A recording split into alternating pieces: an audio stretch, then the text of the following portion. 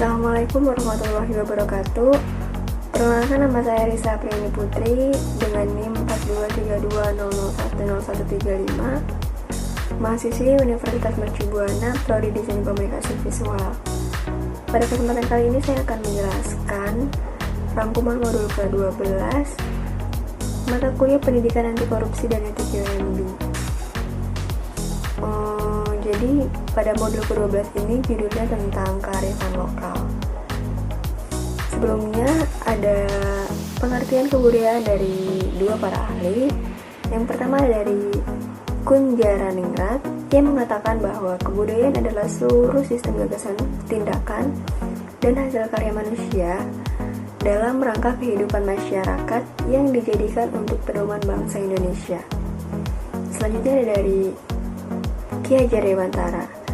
Ia mengatakan kebudayaan adalah buah budi manusia, yakni alam dan zaman dalam perjuangan mana terbukti kejayaan hidup manusia untuk mengatasi berbagai rintangan dan kesukaran di dalam hidup dan penghidupannya, guna mencapai keselamatan dan kebahagiaan yang pada akhirnya bersifat tertib dan damai. Lalu selanjutnya ada pengertian dari kearifan lokal.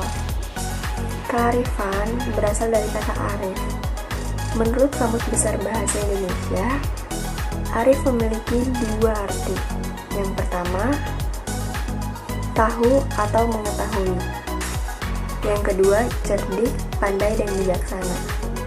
Kata arif yang jika ditambah awalan ke dan akhiran an menjadi kearifan. Itu berarti kebijaksanaan, kecendikian sebagai sesuatu yang dibutuhkan dalam berinteraksi. Selanjutnya ada kata lokal yang berarti tempat atau hidup sesuatu yang mungkin berada dengan tempat lain atau terdapat di suatu tempat yang memiliki nilai yang mungkin berlaku setempat atau mungkin juga berlaku universal. Jadi dapat disimpulkan, kearifan lokal diartikan sebagai kearifan dalam kebudayaan tradisional, suku-suku bangsa. Kearifan dalam arti luas tidak hanya berupa norma-norma dan nilai-nilai budaya, melainkan juga dengan segala unsur gagasan, termasuk yang berimplikasi pada teknologi, penanganan, kesehatan, dan estetika. Menurut Wallace, sebagaimana dikutip dari Nasiwan, dia mengatakan bahwa kearifan lokal dapat dilihat dari dua perspektif yang saling bertolak belakang. Perspektif yang pertama yakni extreme acculturation, dan yang kedua ada least extreme acculturation.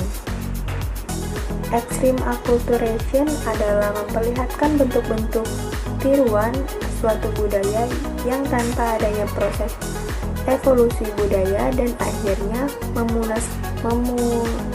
memusnahkan bentuk-bentuk budaya tradisional.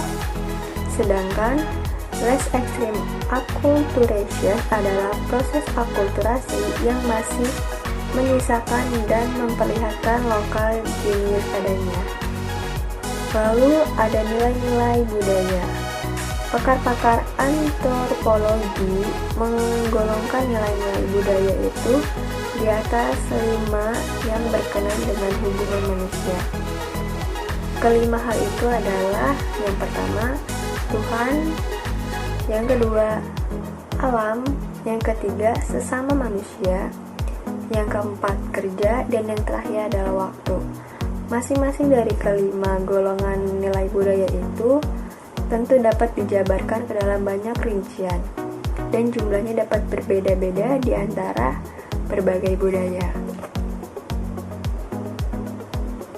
Lalu kearifan lokal dalam pelaksana pemerintahan.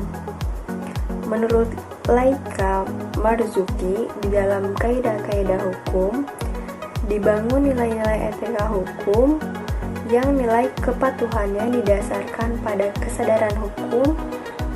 Kesadaran hukum ini termasuk pada hakikatnya adalah kepatuhan nilai-nilai etika umum. Lalu ada dari Bayin Manan, sebagaimana dikutip oleh Muin Fahmal, Ia mengemukakan bahwa asas hukum bukanlah sebuah norma hukum, sebagaimana hukum yang telah dirumuskan dalam berbagai ketentuan perundang-undangan yang serta-merta mengikat. Sekian materi modul ke-12 mata kuliah pendidikan anti korupsi dan etik UNB yang dapat saya sampaikan. Kurang lebihnya mohon maaf. Wassalamualaikum warahmatullahi wabarakatuh.